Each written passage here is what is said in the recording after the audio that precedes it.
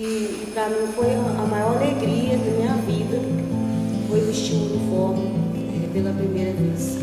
Para começar a usar agora sim, agora eu sou varredeira de... A primeira coisa que eu fiz foi eu vestir o uniforme ali, né? Uniforme, sapatinho todos trinques, não era mais aquelas roupas remendadas, já era um uniforme digno de uma pessoa trabalhar.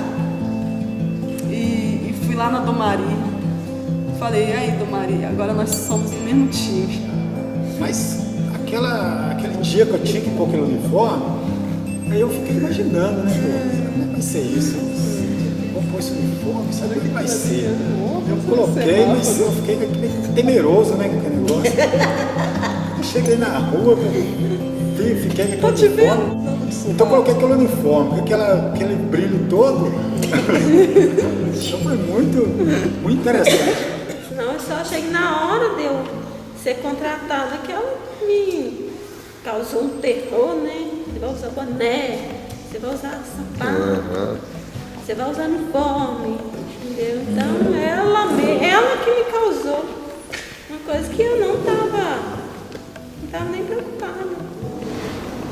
Para as pessoas lá de fora, todo mundo que trabalha na SLU varreu e vou para qualquer lugar e não tem problema nenhum com o uniforme, não.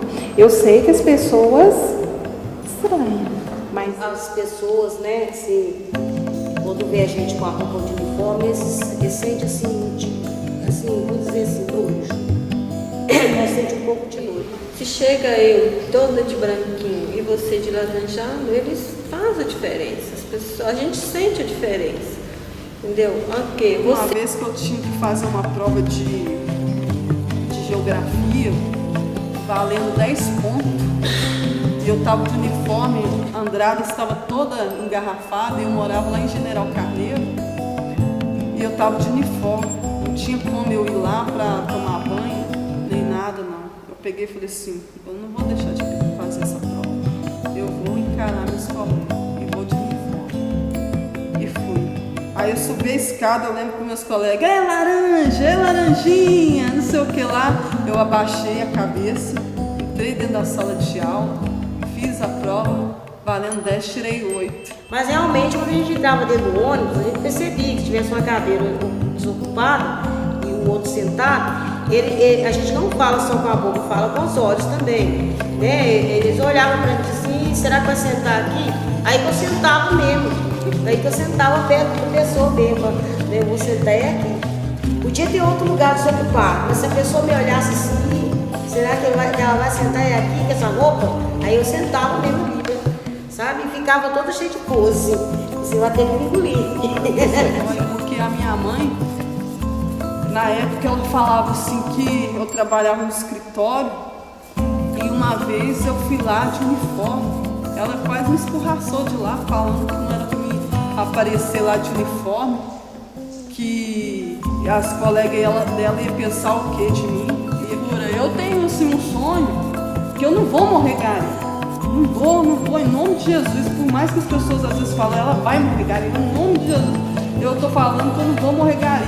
Um dia Deus vai olhar para mim e vai me mudar o rumo da minha vida.